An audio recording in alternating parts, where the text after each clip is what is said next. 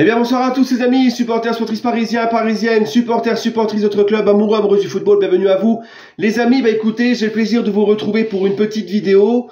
J'ai pas l'habitude de le faire, mais quand j'estime qu'il y a des choses à dire, je le dis, sur l'équipe de fin, sur les Parisiens en sélection. Voilà, dans leur équipe nationale respective.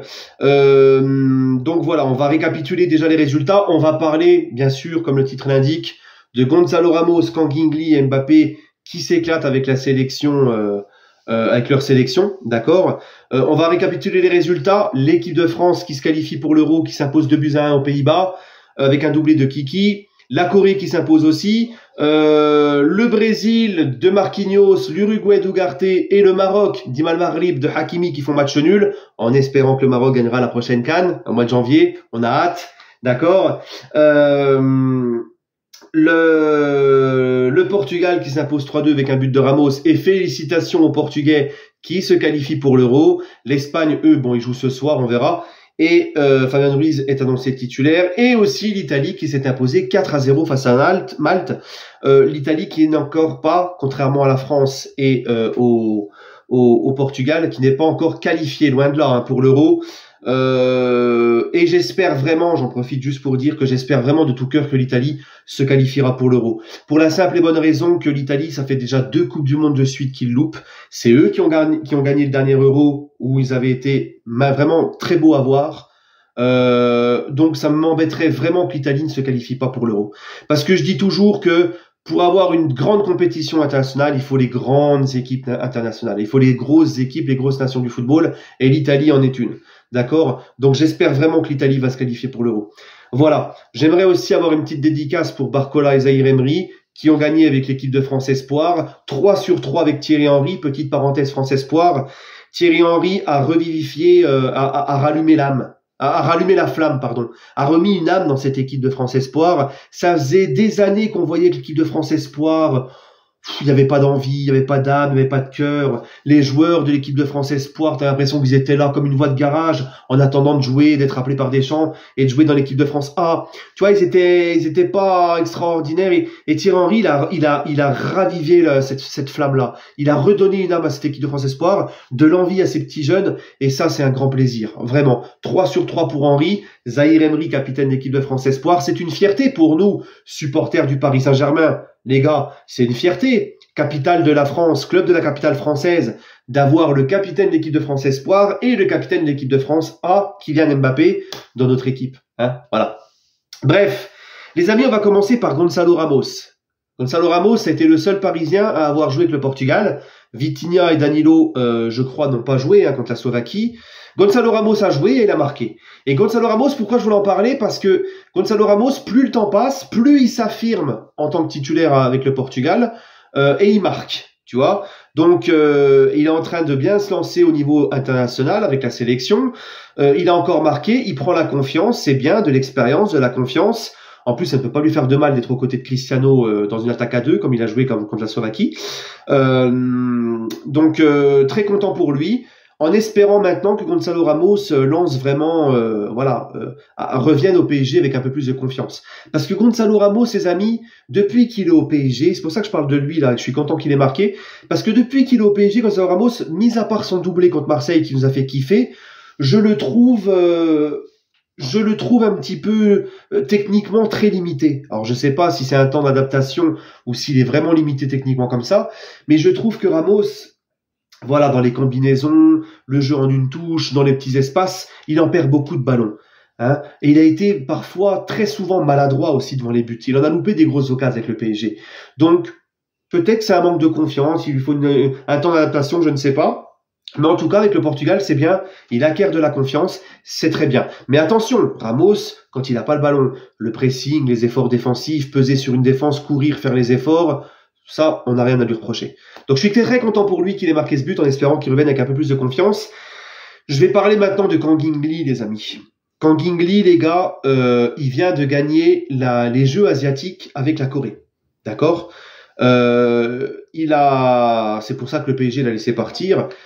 Grâce à cette victoire aux Jeux asiatiques avec la Corée, Kangin Lee voit son service militaire obligatoire de 18 mois passer à 3 semaines. Hein, donc vaut mieux perdre, s'il est encore au PSG quand il fera son service, vaut mieux le perdre pour 3 semaines que 18 mois, on est bien d'accord. Hein. Donc très content pour lui. Et Kang In Lee, il n'a pas chômé. Kang In Lee, il a tout de suite enchaîné avec l'équipe de Corée A, et il a joué cette semaine, il a planté un doublé, il est en pleine forme.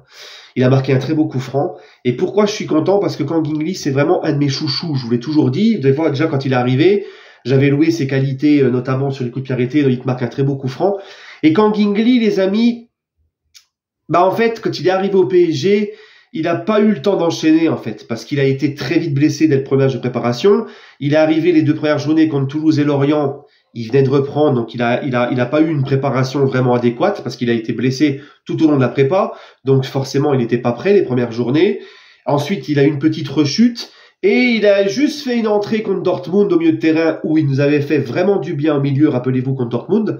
Et ensuite, il est parti avec la sélection coréenne pour les Jeux asiatiques. Et là, il enchaîne. Là, il est en pleine bourre. Il enchaîne. Il a enfin lancé sa saison. Donc, j'ai hâte de voir le retour de Kang In Lee et j'espère du fond du cœur qu'il aura plus de soucis de blessure. Parce que franchement, je vous le dis, les gars, Kang In Lee, il a une carte à jouer au PSG, notamment au milieu de terrain. Kang In Lee au milieu de terrain, avec sa facilité à se projeter vers l'avant, même ses contrôles sont toujours orientés vers l'avant, son obsession de jouer vers l'avant, sa facilité à se projeter vers l'avant, sa facilité technique, comment il apporte de la technicité, comment il est à l'aise techniquement, et sa vision du jeu et ses passes, vraiment sa qualité de passe, au milieu de terrain, Kang In Lee, il peut nous faire du bien. Et on l'a vu le dernier quart d'heure contre Dortmund. Donc vraiment, j'ai hâte que mon petit chouchou Kang In Lee revienne avec le PSG là, d'accord. Maintenant les amis, je vais finir par Kylian. Bon, Dembélé était blessé avec l'équipe de France, il n'a pas joué. Colomani a été, ça a été difficile pour Colomani. Mais par contre, Mbappé, les gars, voilà, il s'est relancé, il a mis son doublé aux Pays-Bas, et quel doublé en plus, surtout le deuxième but magnifique. J'aimerais déjà avoir une petite pensée pour Koeman, parce que Koeman, il a ce qu'on dit en marocain, il a le nif, hein, il a le nez. Ah oui, hein, parce que Koeman, il a critiqué Mbappé avant le match en disant qu'il a été mauvais contre Newcastle, machin, ce qui est vrai. Mais bon, il faut se taire comme ça dans le football, il faut se taire. Parce que il avait oublié que Mbappé, non seulement il lui en met 2 juste après, celui qui marque les 2 buts de la victoire de l'équipe de France, et il a oublié qu'au match aller, Mbappé avait déjà claqué des buts, avait déjà marqué contre les Pays-Bas, et aussi Koeman a oublié que c'est Mbappé qui lui a mis un triplé au Camp Nou quand on gagne 4-1 à Barcelone, en Ligue des Champions en 8e, en 2021. Donc voilà, Koeman, il ferait mieux d'apprendre à se taire. Et pourquoi je dis qu'il a du nez, c'est parce que, rappelez-vous aussi au Barça, quand Koeman était l'entraîneur, il a giclé Suarez, et l'Atlético récupère Suarez. Suarez marque contre le Barça avec l'Atlético. L'Atlético termine champion d'Espagne devant le Barça, et avec un Suarez qui finit meilleur buteur. Donc il a vraiment du nif, le Koeman. Donc la prochaine fois, Koeman, écoute, t'es bien gentil, mais tais-toi. Mais en tout cas, je suis content pour Kylian. Je suis content pour Kylian parce que je pense que la mauvaise période qu'il a traversée, la mauvaise passe qu'il a traversée, c'est surtout pour moi un manque de confiance. Ça arrive à un joueur, même les plus grands, et ça lui a déjà arrivé depuis qu'il est au PSG, à Kylian. Hein, très souvent, les buteurs, dès qu'ils marquent pas, ça, on l'a vu face à Rennes. Face à Rennes, il a été quand même meilleur que face à Newcastle, mais on a vu que c'était clairement, je vous l'avais dit, on voit qu'il est pas en confiance. Quand il dribble Mandanda, il la met au-dessus, c'est typiquement le mec qui est pas en confiance. D'accord? Et je vous l'avais dit que cette trêve internationale lui fera du bien, ça va lui permettre un petit peu de souffler. Là, il a mis un très beau doublé, ça va renvoyer. Et quand il va revenir avec le PSG, le Kylian, il va remarquer 1 ou 2 buts et la machine va être lancée. Moi, je suis pas du tout inquiet. J'ai vu l'interview de Rabiot qui m'a un petit peu fait rigoler. Rabiot dit oui, mais en équipe de France, Mbappé, il est plus libre, il est mieux. Non, faut arrêter avec ça.